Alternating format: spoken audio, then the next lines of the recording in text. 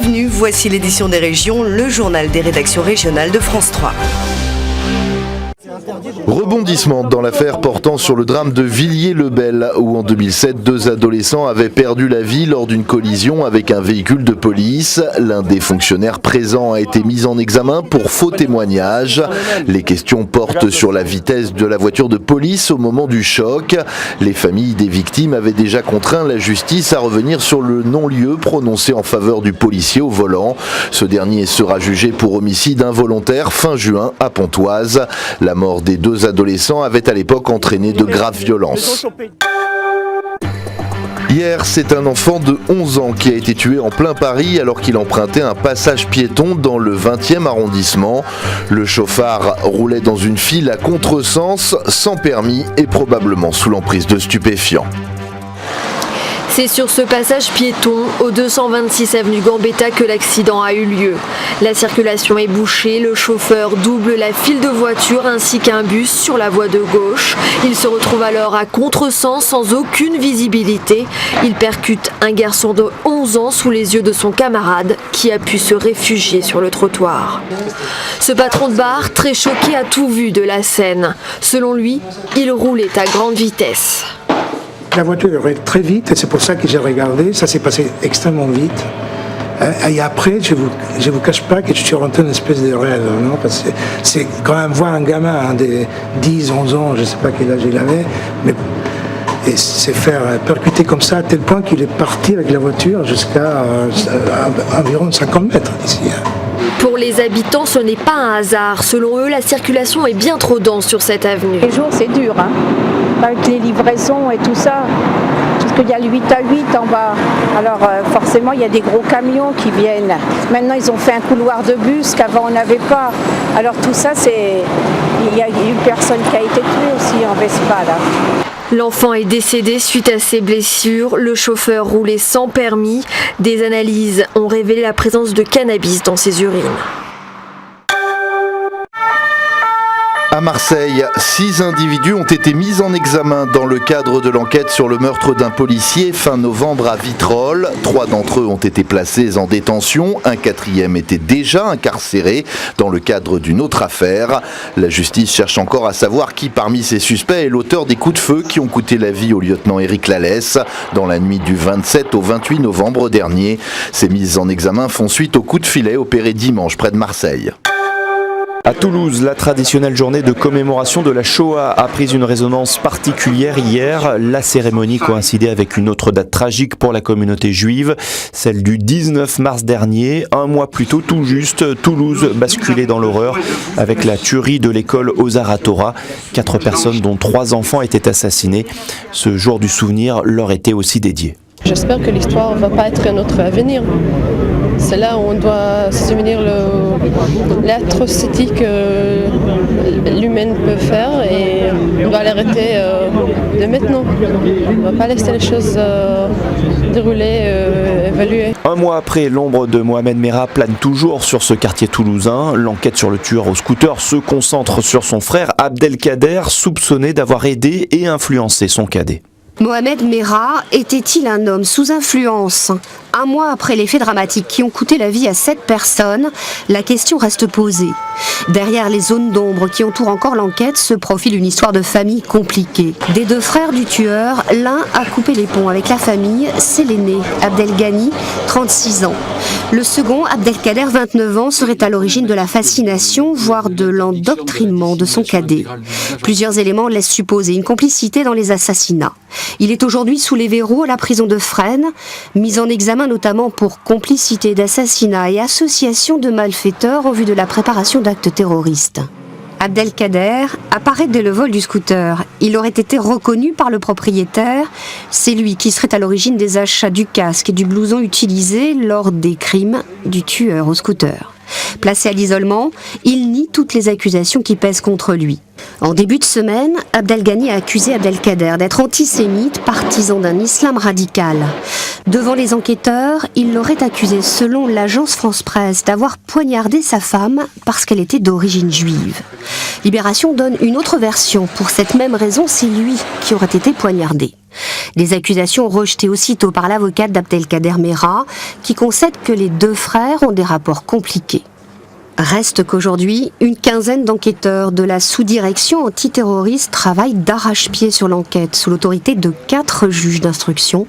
Ils ont à étudier 1300 procès-verbaux et 750 scellés judiciaires.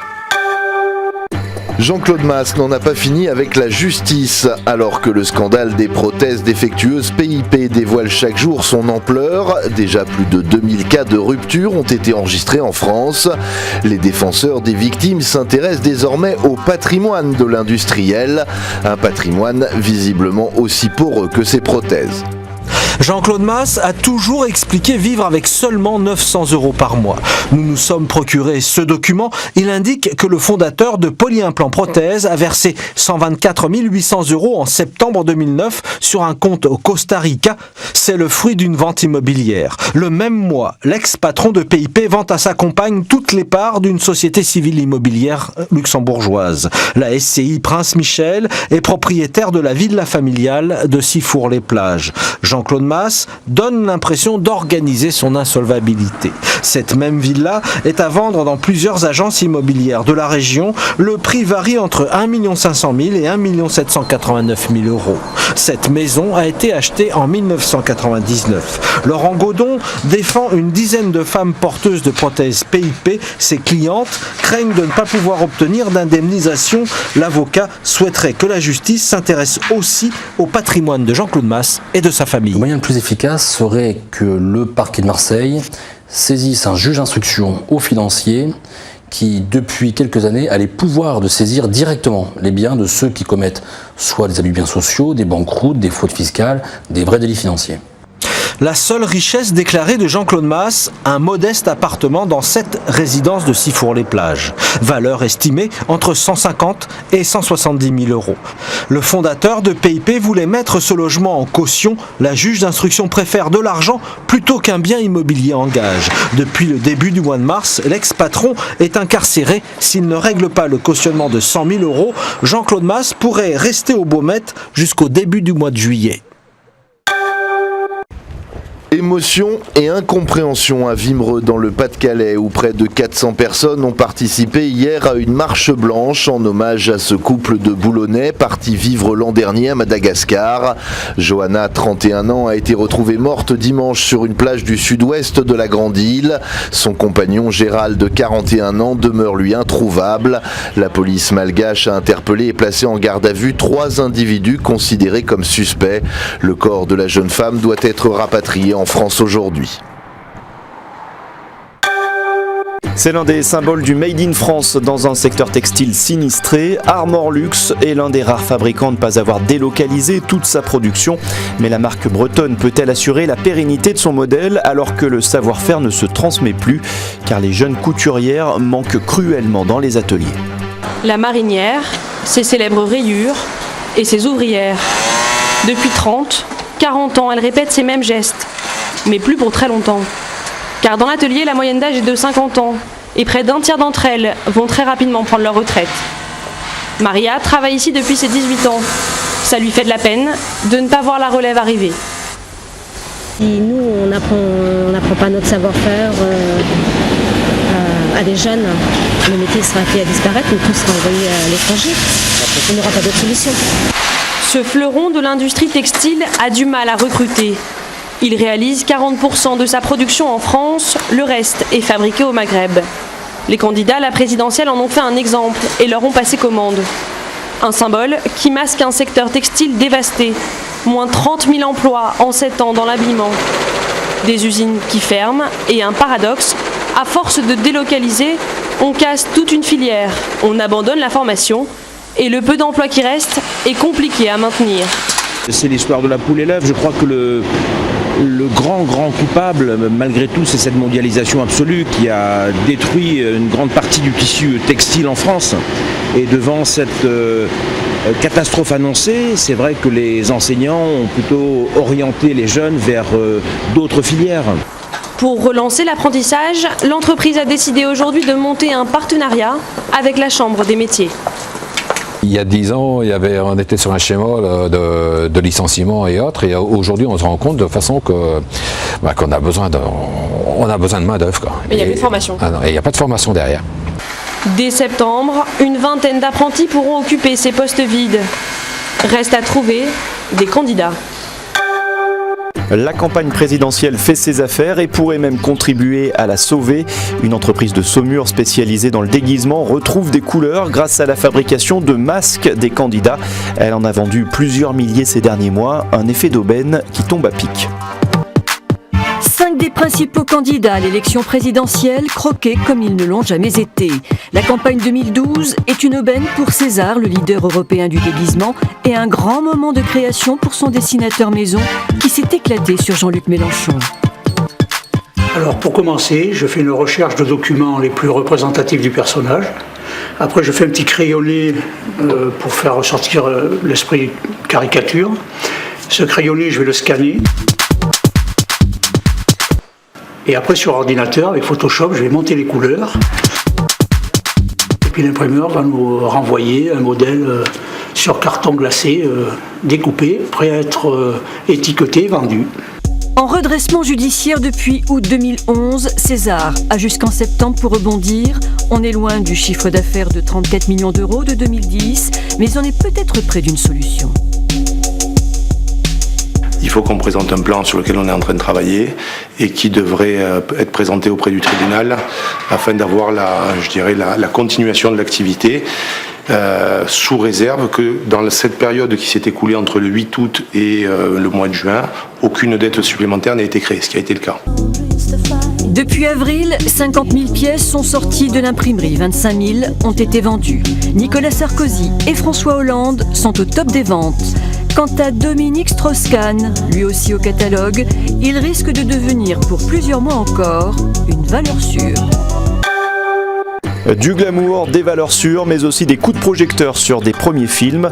Le 65e Festival de Cannes joue la carte de l'éclectisme et du cinéma d'auteur, sans pour autant renier son côté paillette. La sélection fait aussi la part belle aux Français. Alain Resnais, Jacques Audiard et Léos Carax sont en lice pour la Palme d'Or. Ouverture des festivités le 16 mai. Elle nous a quittés il y a déjà un demi-siècle. Elle sera l'égérie de ce 65e Festival de Cannes. Au total, près de 1800 films visionnés pour une cinquantaine d'élus, 26 pays représentés et une sélection résumée en quelques mots.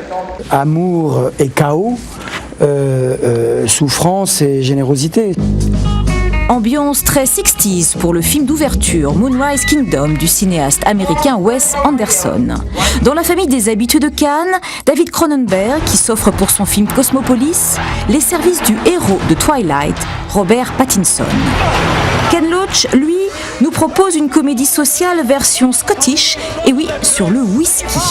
Enfin, Michael Haneke, Palme d'Or, il y a 3 ans, revient avec son actrice fétiche Isabelle Huppert et à ses côtés Jean-Louis Trintignant. C'est quand même les valeurs sûres, on va dire. Il y a au moins 4 palmes d'or déjà qui font partie de la compétition. Presque tous les autres ont déjà reçu un prix. Valeurs sûres également côté français. Après Le Prophète, Jacques Audiard nous revient avec son film De rouille et d'os. Marion Cotillard en est l'héroïne. À 90 ans, Alain Resnais n'a pas dit son dernier mot. Son film s'intitule en effet Vous n'avez encore rien vu. Notons enfin le retour au cinéma de Léos Carax qui met en scène Eva Mendes et surprise la chanteuse Kylie Minogue. Il y a aussi beaucoup de films d'auteurs de pays qu'on n'a pas forcément l'habitude de voir qui à mon avis vont peut-être faire la surprise. Par exemple l'Égyptien Yousri Nasrallah qui nous fera son analyse de l'après-révolution. Enfin, côté glamour, Brad Pitt ou encore Nicole Kidman seront présents. Tous deux ont opté pour des films d'auteur, mais ils feront la joie des photographes sur la croisette. Tout de suite, votre édition des initiatives.